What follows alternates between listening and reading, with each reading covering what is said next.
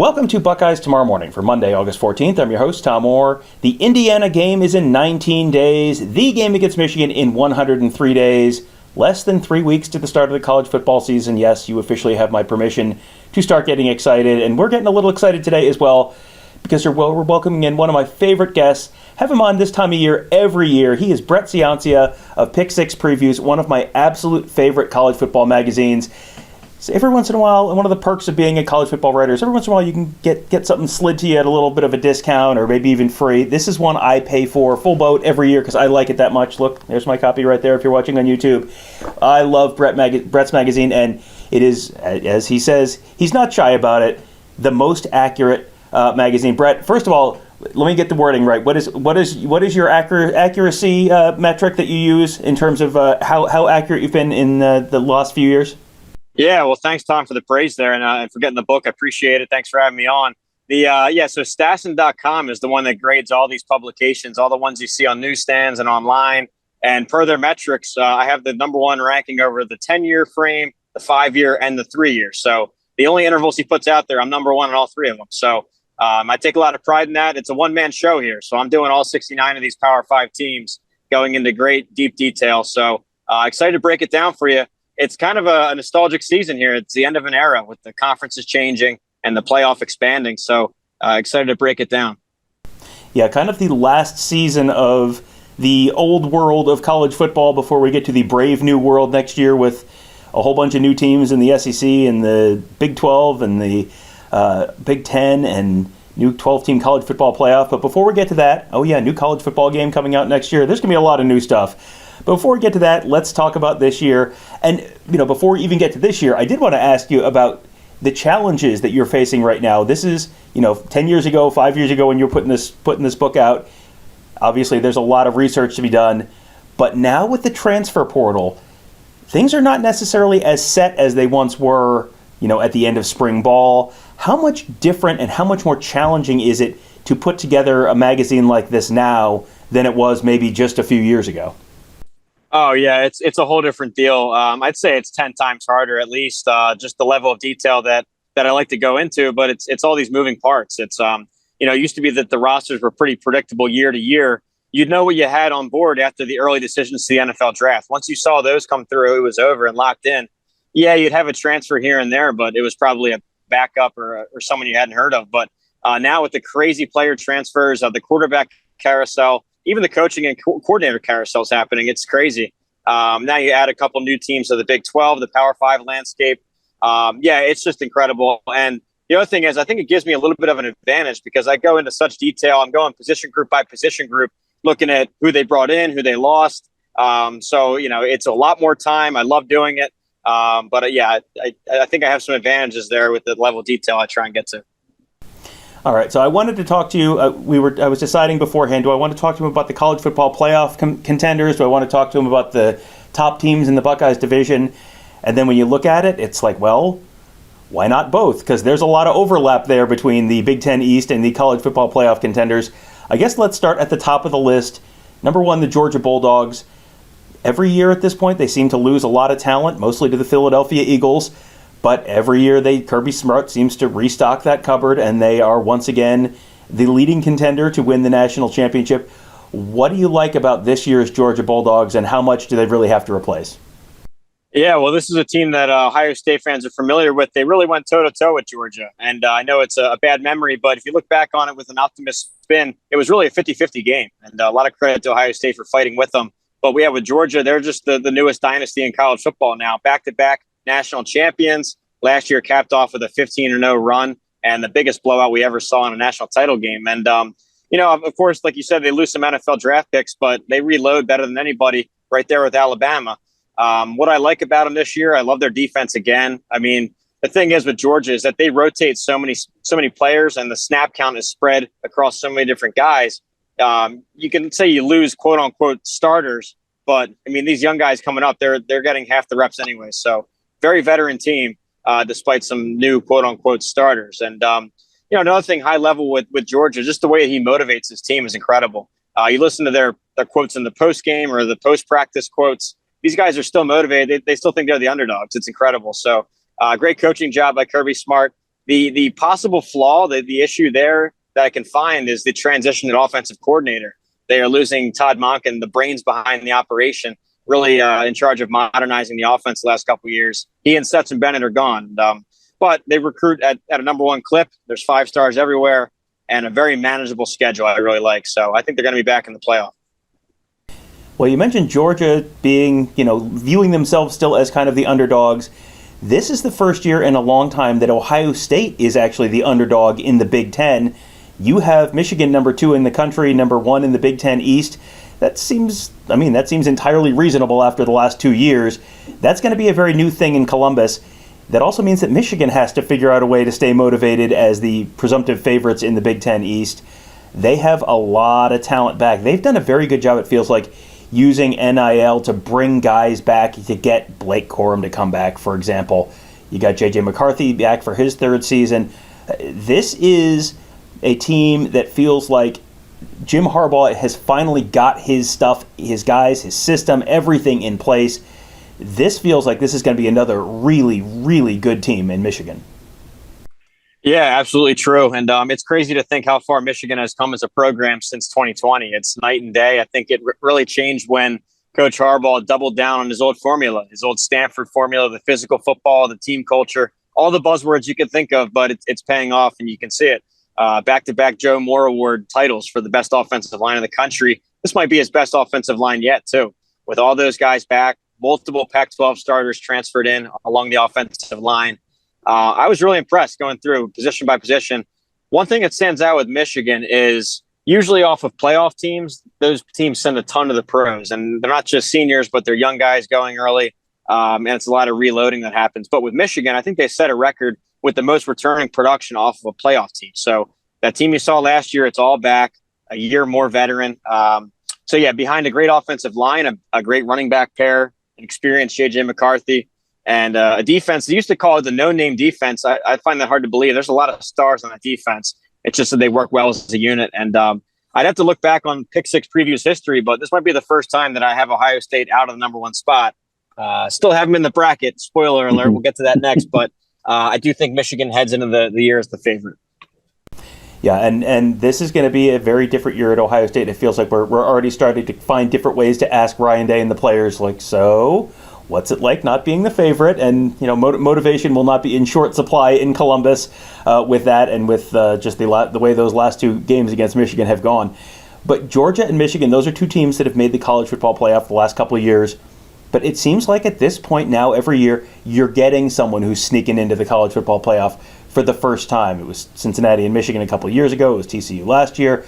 This year, you've got Florida State number 3. They have been there. They have been in the college football playoff, but they played in the very, very first college football playoff game out in the Rose Bowl. Jameis Winston participated in one of the funnier gifts of the early 2010s, slipping and throwing a ball backwards as they lost to Oregon by, I think, 39 points. They are back and potentially ready to make their reappearance on the college football playoff stage this year. They also start the year with a monster game against LSU on the Sunday night of Labor Day weekend. You got that to look forward to week 1.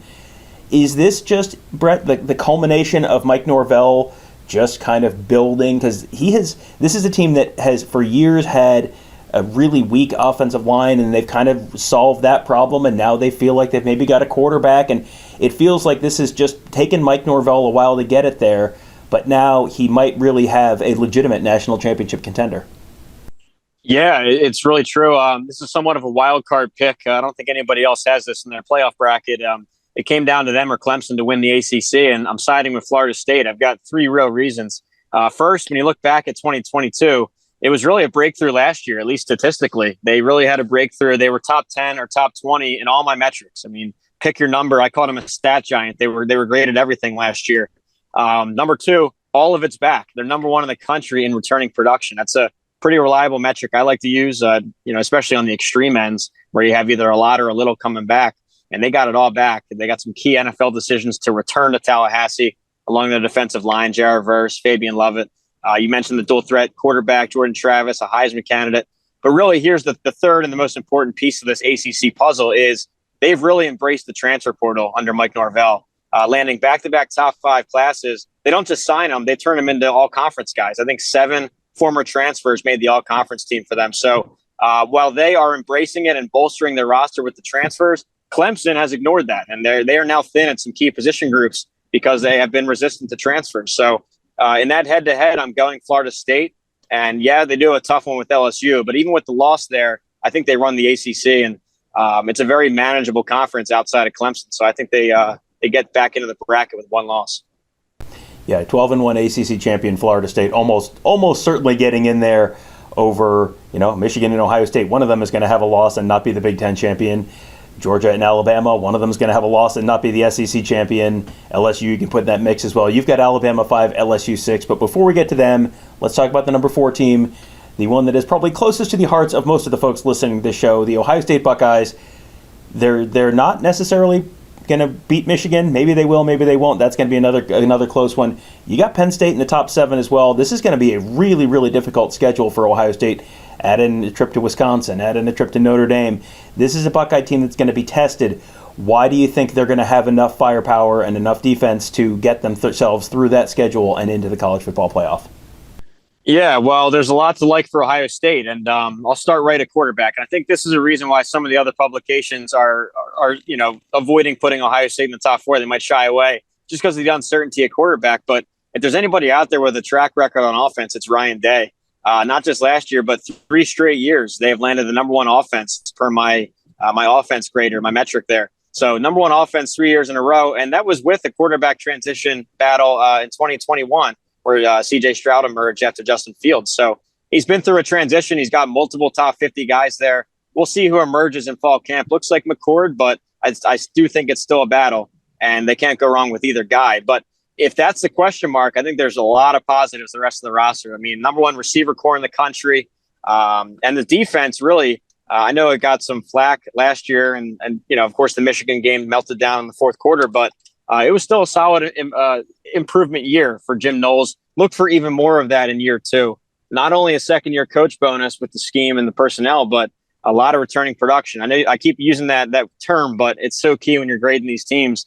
I think they're 20th on defense and returning production. So a lot of those guys are back, and I look for improvements there to carry a younger offense to start. So all that to say, it's still a top team in the country, a top 4 team. And I don't know how the math will work out in that Big Ten East. It's going to be confusing, but I do think Ohio State is a top 4 team. Yeah, and I mean, the other team in that Big Ten East, number 7, Penn State, that's a team, you can go back to January. I had a Penn State beat writer on in January, which is not a time I typically have opposing beat writers on, because I was looking at this Penn State team and going, man, I think they might be like good this year. It feels like James Franklin has gotten a lot of their issues worked out. It's a little bit similar to Florida State with me, where for years the offensive line was such an issue, and now they've kind of got that straightened out. You've got the first-time starting quarterback Drew Aller replacing Sean Clifford. You got some really talented running backs.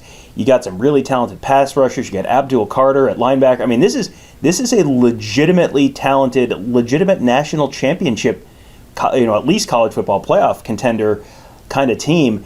This just feels like this is going to be a year when the Big Ten East is just an absolute war between those 3 teams.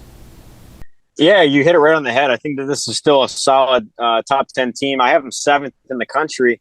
That would be good enough to win the Pac-12 outright and probably compete in the ACC and win that one too, and probably the Big 12 too. It's just that they're stuck in the Big Ten East with 2 other playoff tier teams. Yeah, I agree with you. I think it's James Franklin's best team yet.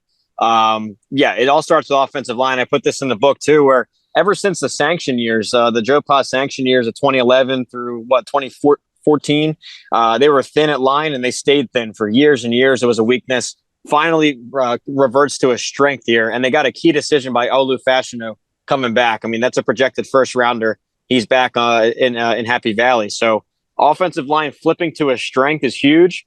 The pair of 5-star running backs, they impressed last year as freshmen. They could both go for 1,000 yards this year. And then you hit on a Drew Aller, the 5-star quarterback, taking over Sean Clifford. Clifford, who was always above average, but I think that with Aller, a 5-star arm, it unlocks more potential. So, and they didn't miss a step with Brent Pry leaving to Virginia Tech on defense. Franklin, he got his Rolodex out and filled it with Manny Diaz, a former, head coach in the ACC at Miami. So defense was strong again. Yeah, it's a great team. I also put this in the book that this could be, and I know it's a deep cut, but the 2008 Big 12 South, for listeners out there, think of Texas Tech with Mike Leach. It was Sam Bradford at Oklahoma and Colt McCoy, Texas. They all went 11-1. They all beat each other in a triangle. And it was a heck of a tiebreaker scenario. But I think you could see something similar where these three teams, Michigan, Ohio State, and Penn State, they might all beat each other, and it causes some kind of crazy tiebreaker. But all three will be in playoff discussions here in November and December. And you're potentially looking at three, at least, SEC teams in that conversation as well. Not in the same division, Georgia in the East, of course, but you got Alabama and LSU in the West. Alabama feels like, I think people are constantly looking, okay, is this a year that we can finally write Nick Saban off? And Nick Saban just kind of keeps doing Nick Saban things. And they had a down year last year and lost all of, 2 games by about 3 points or 4 points combined between the two of them. I mean, Nick Saban will be retired for 5 years, and I'm still going to be expecting Nick Saban to return and walk through the door and lead Alabama back to the college football playoff. But now you got Brian Kelly down there as well at LSU, and the initial reaction to Brian Kelly down there was I will raise my hand and say I thought, boy, this is a real weird cultural fit. And you had the weird accent that he put on at one point at the basketball game, and it was like, oh, this is going to be a disaster. And no, it has not, in fact, been a disaster. He has really seemingly gotten them on the right track. He had them in the SEC championship game last year. That feels like another division where you're looking at some real heavyweights going at each other. Yeah, I agree with you about Brian Kelly. I mean, it was a tough start. First couple weeks were kind of awkward, but he quickly quieted the LSU fans with that transfer class. I think it was number 1 or number 2 in the country. Brought in so many guys. Did it again this offseason. Another top recruiting class. But really on the field, as the season went on, they got more competent position by position. And you saw them take over the SEC West. They beat Alabama in dramatic fashion. And I know they lost to Georgia, but they put up a ton of yards and points. So we'll see. I think they're a solid team.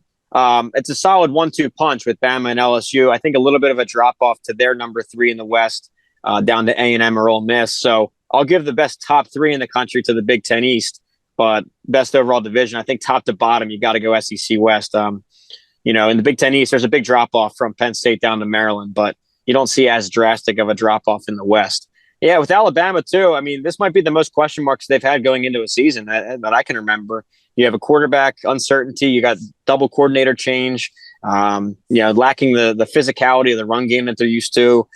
So we'll see. But all that to say, they're still number 5 in the country. So, and a down year for them was pretty close to the playoffs. So, but just outside my bracket, I think Georgia comes out of the SEC, beats Alabama in Atlanta to cap the season off. The regular the conference title game, I should say, knocking them out of the playoff bracket. And if you're thinking and you're thinking along with us and following along with us, 6 of the top 7 teams there in the SEC and the Big Ten. And what's interesting is if you expand that out and you look to the teams that are going to be joining the SEC and the Big Ten next year, 11 of the top 13 teams in your rankings this year are going to be in the SEC and the Big Ten in 2024, because you're including teams like USC, Washington, Oregon, Texas. It really feels like you're getting to the point where it could be a Power 2 pretty soon, and not just a Power 5. The only exceptions to that, number 3 Florida State and number 8 Utah. So I just thought that was an interesting thing that I noticed while I was going through your book a few days ago. One thing I did want to ask before I let you go, is there a team or two that you're maybe a little higher on than most people? Because you mentioned Florida State is not necessarily considered a playoff favorite by a lot of people. You've got them number 3 projected to make the playoff. Are there other teams that you're maybe a little bit higher on or lower on than most folks who are doing this? Yeah, I think that my biggest conflict with the industry and Vegas right now is out in the Pac-12. I think that going into the year right now, the prohibitive Vegas favorite again is USC. I'm not buying it again. I'm siding with Utah, a more proven product. They keep proving me right out there in the Pac-12. I love their formula. I love their coaching staff. And very quietly, they bring back most of that roster that is now a 2-time defending champion. So I actually picked Utah to win the conference. I know that USC is the heavy favorite. I have Utah 8th in the country, and I don't even have USC making it to Vegas, actually. I have it as Utah versus Washington. And if you're into the win totals or the season win totals, keep an eye on Washington's number. I think it's at 9 right now. I think they're definitely going to hit 9 wins. You have the number 1 passing attack in the country with Michael Penix back. A lot of their line returns, one of the best 1-2 punches at receiver. It returns. But the key thing, and I think that people were overlooking, you might look at Washington last year and see some poor pass defense numbers and just write them off as a bad defense.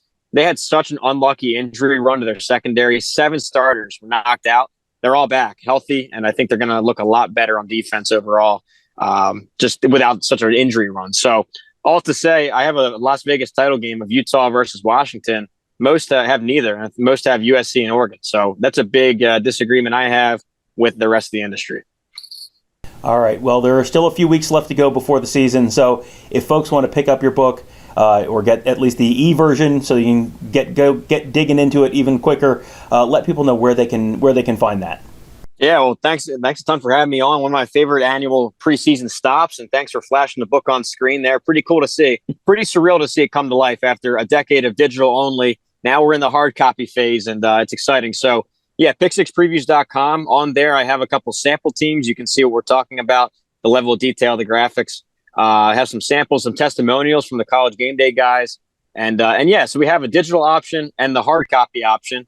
If you buy the hard copy, I email you the digital anyway right away. So you have that for the 2 or 3 days that it's in transit with USPS. So, yeah, plenty of copies still available. They'll ship out right away. And, yeah, thanks for the consideration. Thanks for having me.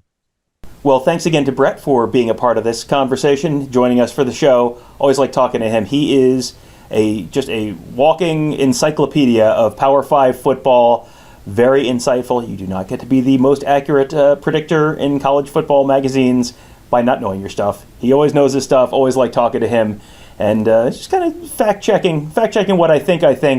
If Brett thinks it too, I feel generally pretty good about that. So I hope you guys enjoyed that.